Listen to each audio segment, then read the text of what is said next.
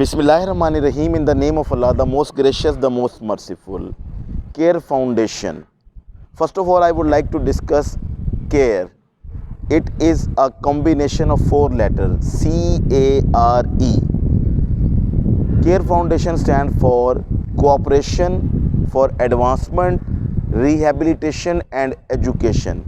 It is an NGO which is working for the empowerment in education for in Pakistan.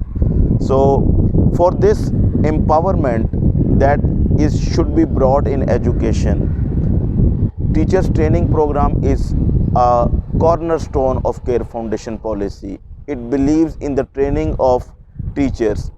Every year in summer vacation, CARE Foundation arranges workshops, training sessions, team building sessions for teachers to refreshen their courses and their concept clarity in academics. Over here in education, in these workshops, they improve their confidence, they improvise their concept clarity, and they get those modern teaching techniques with which when they go in the classroom, so they can bring instrumental change in the teacher's life. Thank you very much. This was Absar Ahmad on YouTube channel. Please take care of yourself and the people you around. Allah Hafiz.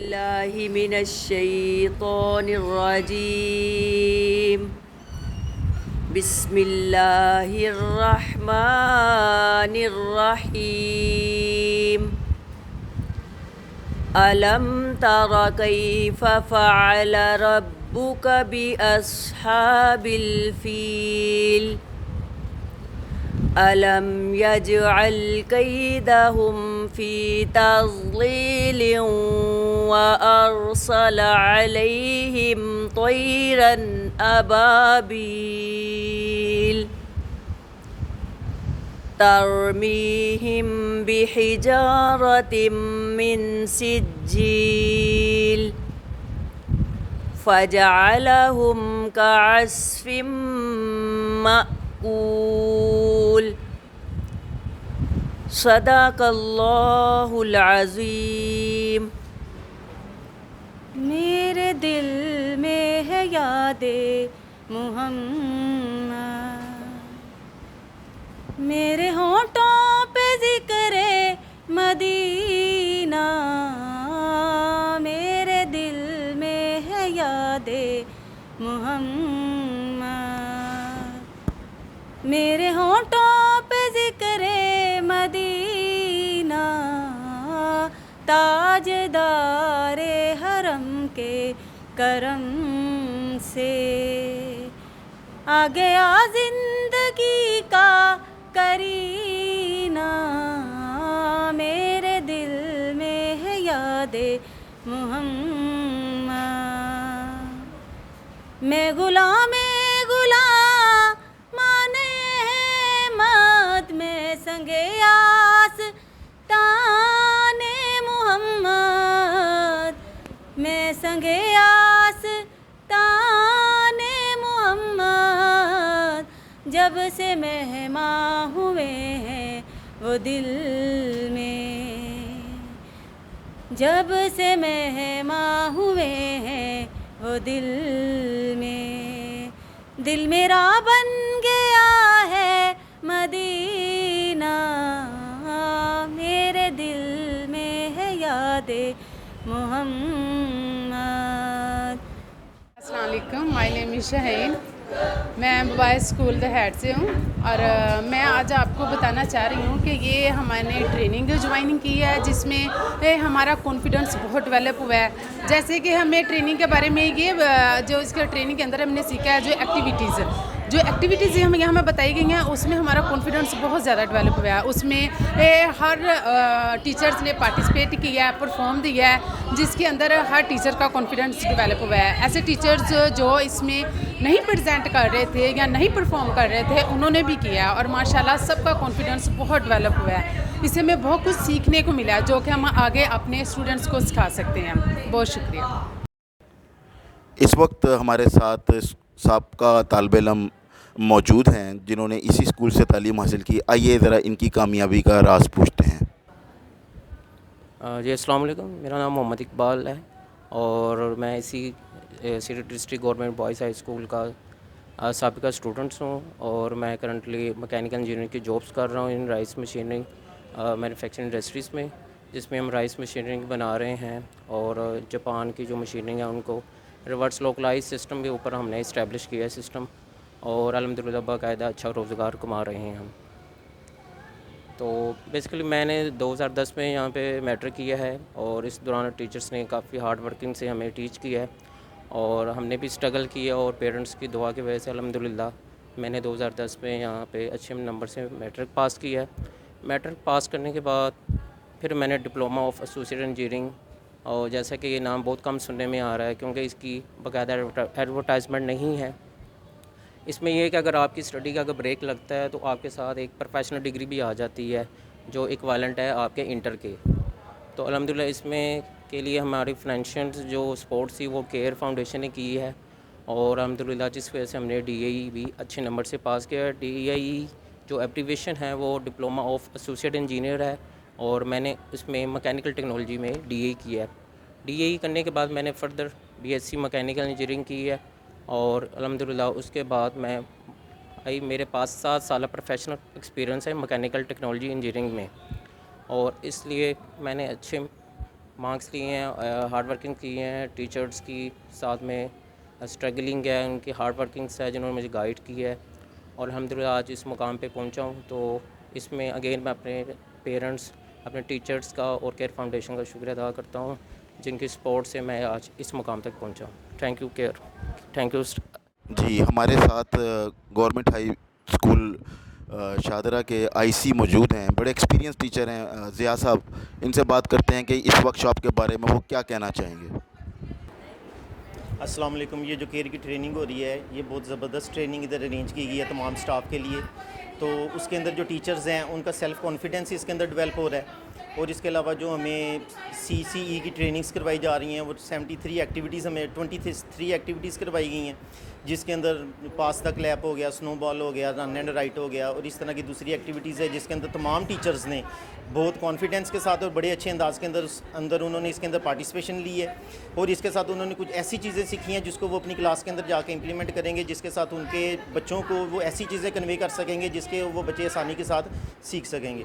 इसके अलावा हमने grass root की training attend की है जिसके अंदर हमें 5 fees करवाए गए हैं, जिसके अंदर हमने मैथ, साइंस और दूसरे सब्जेक्ट जो हैं उनको लेटेस्ट जो तरीका है उसके मुताबिक कराने का जो है वो मौका मिला है और बच्चे उसको बड़े अच्छे तरीके से सीख रहे हैं। इसके अलावा जो दूसरी चीज़ें हमारे इसके साथ कॉपी चेकिंग है, उसके अंदर सारा वो प्लान में दिया गया कि किस तरह कॉपी चेक करनी है, उसका फॉर्मेशन क्या है, कॉपी की डेट किस साइड पे आनी है, टाइम किस साइड पे आना है और करेक्शन और रिकरेक्शन जो है वो किस तरह दी जाएगी। और इसी तरह जो दूसरी चीज़ें हैं इसके अलावा जो कंपोनेंट्स ऑफ रीडिंग है, टाइप्स ऑफ क्लासेस हमें करवाई गई हैं, जैसे टीचर सेंटर्ड क्लास है और स्टूडेंट टेस्ट सेंटर्ड क्लास है। इस तरह टाइप ऑफ रीडिंग्स जो हैं वो कराई गई हैं, स्कीमिंग, स्कैनिंग, इंटेंसिव रीडिंग और एक्सटेंसिव रीडिंग। और ये वो चीज़ें हैं जो मैं समझता हूँ कि तमाम टीचर्स को अच्छे तरीके से आनी चाहिए ताकि वो अपनी क्लास के अंदर उसको इम्प्लीमेंट करें। और ये केयर फाउंडेशन एक ऐसा प्लेटफॉर्म है जिसके अंदर उन्होंने तमाम टीचर्स जो हैं, तमाम स्टाफ जो है उनको इस तरह उसके अंदर इन्वॉल्व किया है कि हर स्टाफ ने अंदर इसके अंदर बड़े अच्छे तरीके से और फुल कॉन्फिडेंस के साथ जो है उन्होंने पार्टिसिपेशन करके उन्होंने ऐसी चीज़ें सीखी हैं जो उनके आगे फ्यूचर के अंदर क्लासेस के अंदर जो हैं वो काम आ सकते हैं। Thank you. Assalamu alaikum. My name is Maria Liakar. I am telling you about the cell. कि what is the cell? यानी all the living organisms are made up of the cell. कि जितने भी लिविंग ऑर्गेनिजम्स हैं किससे मिलकर बने होते हैं? सेल से। तो सेल की बेसिक डेफिनेशन ये है कि cell is the basic structural and the functional unit of the life. यानी जितनी भी जो लाइफ है किसी भी लिविंग ऑर्गेनिज्म के अंदर, उसके अंदर जो बेसिक जो यूनिट है, स्ट्रक्चरल है चाहे वो फंक्शनल है, वो बेसिकली क्या है? सेल है। ठीक है, चाहे वो जितने भी लिविंग ऑर्गेनिज्म है स्मॉलर से लेके लार्जेस्ट तक वो सेल से ही मिलकर बने हैं। तो आई एम डिस्कस करते हैं कि प्लांट सेल और एनिमल सेल में जो बेसिक डिफरेंस है वो क्या है। ठीक है, आपको डायग्राम से मैंने यहाँ पर डायग्राम बना दी है, तो डायग्राम से मैं आपको वाज़ेह करूँगी, एक्सप्लेन करूँगी कि what is the difference between the plant cell and the animal cell. First of all I am telling you about the membranes. ठीक है, कि जो प्लांट सेल है, प्लांट सेल की दो मेम्ब्रेन्स होती हैं। कौन कौन सी मेम्ब्रेन्स होती हैं? First one is the cell wall and the other one inner layer is the cell membrane. लेकिन एनिमल सेल में सिर्फ एक ही मेम्ब्रेन होती है, वो कौन सी होती है? Cell membrane. कौन सी होती है? Cell membrane. जो इसके अंदर जो सेल वॉल है, जो बाहर जो आउटर वॉल है, वो हार्ड होती है, रिजिड स्ट्रक्चर होते हैं। लेकिन एनिमल सेल के अंदर वो सेल वॉल नहीं होती, सिर्फ सेल मेम्ब्रेन प्रेजेंट होती है। और सेल मेम्ब्रेन क्या है? Semi permeable structure. क्या है? Semi permeable structure. Semi permeable structure का मतलब ये है कि ये कुछ मटेरियल को अंदर से गुजरने देगी और कुछ मटेरियल को अंदर से गुजरने नहीं देगी, यानी कुछ मटेरियल पास आउट करेगी और कुछ मटेरियल पास आउट नहीं करेगी। जो बेसिक डिफरेंस है एनिमल सेल का और प्लांट सेल का, वो सेल वॉल का।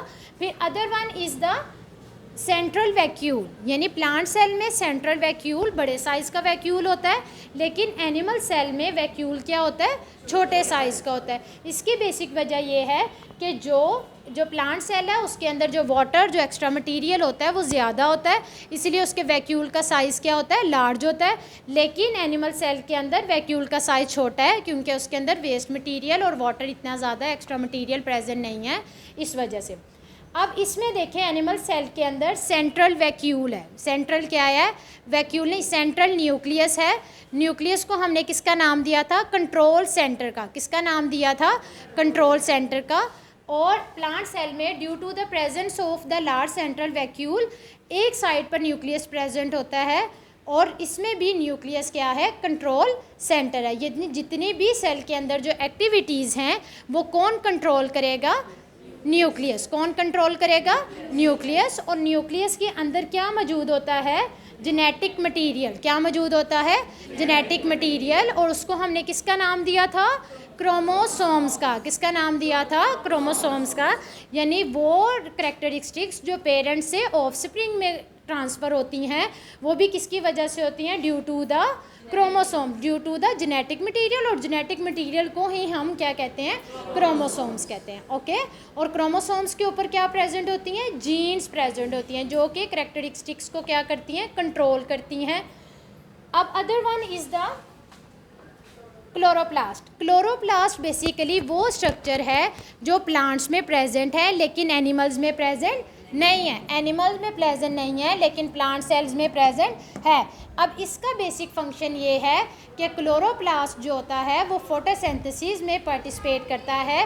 फोटोसिंथेसिस वो प्रोसेस है जिसमें प्लांट्स अपनी खुराक तैयार करता है, लेकिन एनिमल सेल्स अपनी खुराक तैयार नहीं कर सकते, अपनी फूड प्रिपेयर नहीं कर सकते, इसीलिए इनके अंदर क्लोरोप्लास्ट नहीं होता।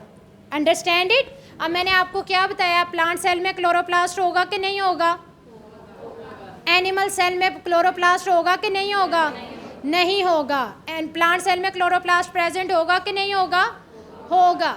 ज़रा एक्टिव होके बताएं कि क्लोरोप्लास्ट का काम क्या है? फोटोसिंथेसिस करना। क्लोरोप्लास्ट का काम क्या है? फोटोसिंथेसिस करना। और फोटोसिंथेसिस क्या है? अपनी खुराक प्रिपेयर करना। ठीक है, अपनी खुराक प्रिपेयर करना। एनिमल सेल अपनी खुराक प्रिपेयर नहीं कर सकते। Understand it.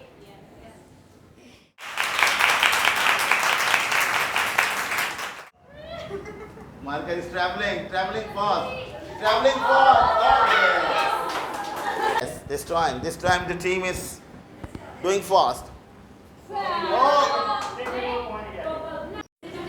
जल्दी पीछे दे जी। ना आप देखिए, अभी इतना स्लोली जितना पीछे गया ना, इतना स्लोली आगे yes.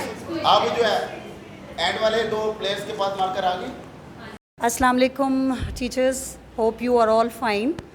As you know, we are taking our training at this school. आप जैसे सबको पता है कि हम लोग यहाँ पे बहुत सारी ऐसी चीज़ें हैं जो कि हम ऑलरेडी कर भी चुके हुए हैं, उन्हीं चीज़ों को हम रिकॉल कर रहे हैं। So today I have the topic reading components. ये हम लोग कुछ दिन पहले भी कर चुके हैं and today I am going to tell you again about it. So first मेरे पास जो है वो है फोनेमिक अवेयरनेस। तो टीचर्स आपको पता तो है ये कि फोनेमिक अवेयरनेस क्या है। तो फोनेमिक अवेयरनेस ये है कि हम लोग चूँकि शॉर्ट साउंड हम लोग जो है वो शॉर्ट साउंड्स हम लोग पढ़ते हैं, तो उसको जो है वो बच्चों के लिए भी हम उन सारी चीज़ों को यूज़ करते हैं और वो बेसिकली हम लोगों को बच्चों को जो है वो फोनेमिक अवेयरनेस ही देनी होती है शॉर्ट साउंड्स की। तो नेक्स्ट जो है हमारे पास फ़ोनिक है। तो कोई टीचर मुझे ये बताएगा कि ये फ़ोनिक क्या होता है। फोनेमिक्स मैंने आपको बताया, और ये जो फ़ोनिक है ये किस चीज़ के बारे में कुछ बताएगी कुछ टीचर मुझे? जी, ये किस चीज़ से रिलेट करता है? जी बिल्कुल, ये इस तरीके से है कि 2 letter make 1 sound and 3 letter make 1 sound, that is called phonic. And third one, topic awareness. So where we don't have any material about writing, so if there is just topic, so we have to clear all the story. जो है वो हमें topic से हम जो है वो सारा सीखते हैं, यानी कि उससे हम गेन करते हैं। टॉपिक को देखते हुए हम पिक्चर जो है डिस्क्रिप्शन वो हम लोग करते हैं और बच्चों को वो चीज़ बहुत इजीली हम लोग डिस्क्राइब कर सकते हैं। So this is the topic awareness. The next one, fourth, fluency में ये चीज़ है कि अगर हम इस काबिल हो जाते हैं कि बच्चों को रीडिंग बहुत अच्छे से कराने में कामयाब हो जाते हैं, तो देन हम जब बच्चों को उस चीज़ के लिए हम रीडिंग के लिए बोलते हैं, तो वो जब रीडिंग करते हैं तो उनकी जो फ्लुएंसी है, जो उनकी रवानगी है, जो उनकी स्पीड होती है, वो बहुत जो है वो इन्हेंस हो जाती है। तो फ्लुएंसी के अंदर ये चीज़ है। And next, fifth, vocabulary. तो vocabulary very simple and very easy word. ये वर्ड मीनिंग होते हैं और ऐसे वर्ड्स होते हैं जो हम बच्चों के लिए न्यू भी होते हैं और टीचर उनको जो है वो वर्ड्स के बारे में भी बताते हैं। न्यू वर्ड्स होते हैं, हम उनको बच्चों को इजी करके भी बताते हैं। देन हम वर्ड मीनिंग करवाते हैं बच्चों को, ताकि जो पैराग्राफ हम पढ़ रहे हैं या पढ़ने जा रहे हैं तो बच्चों को उसकी अच्छे तरीके से अंडरस्टैंडिंग जो है वो हो सके। And the last one is comprehension. जब हम एक पूरी स्टोरी को रीड आउट कर लेते हैं, उसकी तमाम सर चीज़ों को कवर अप करते हुए चले आते हैं, तो एट द एंड हम जो काम करते हैं वो कम्प्रीहेंशन का होता है, जिसके अंदर वर्ड मीनिंग होते हैं, जिसके अंदर आंसर क्वेश्चंस होते हैं, जो है वो reference and to the context होता है। सो ये सारी चीज़ें होती हैं जो एक होल स्टोरी का हमें जो है वो हमें पूरी स्कैनिंग जो है वो दे रहे होते हैं। So this is all about the reading component. So it's all about my side. Thank you so much. किस्मत नौहे बशर तब्दील होती है यहाँ, एक मुक़द्दस फ़र्ज़ की तकमील होती है यहाँ। इस वक्त हम मौजूद हैं स्कूल हाजा के हेडमास्टर मोहतरम आसिफ मदनी साहब के साथ, जिनका केयर फाउंडेशन के साथ बहुत पुराना ताल्लुक़ है। चूँकि जब केयर फाउंडेशन ने 2000 में इस स्कूल को अडॉप्ट किया था, उस वक्त भी सर जो है इसी स्कूल में तदरीसी फ़राइज़ सर अंजाम दे रहे थे। आइए इस सफ़र के बारे में उनसे बातचीत करते हैं। अस्सलाम वालेकुम। अल्हम्दुलिल्लाह, केयर फाउंडेशन ने 2000 में ये school CDG boys high school factory शेरा शादरा को अडॉप्ट किया। उस वक़्त स्कूल हाजा में तकरीबन कोई 2-2.5 हज़ार स्टूडेंट जो है वो ज़ेर तालीम था। स्कूल में टीचर्स की इंतहाई कमी थी। तो जब केयर फाउंडेशन की चेयरपर्सन मैडम सीमा अज़ीज़ जो हैं वो यहाँ पे तशरीफ़ लाई और उन्होंने स्टूडेंट की तादाद देखी, टीचर्स की तादाद देखी कि टीचर्स इतने सारे स्टूडेंट्स को पढ़ाने के लिए बहुत कम है, तो उन्होंने फौरी तौर पर साइंस टीचर्स और दीगर स्टाफ का जो है यहाँ पे एहतमाम किया। फिर उसके बाद उन्होंने टीचर्स को जो यहाँ पे टीचिंग कर रहे थे उनकी ट्रेनिंग करवाई, उनको हाई लेवल पे कोच किया।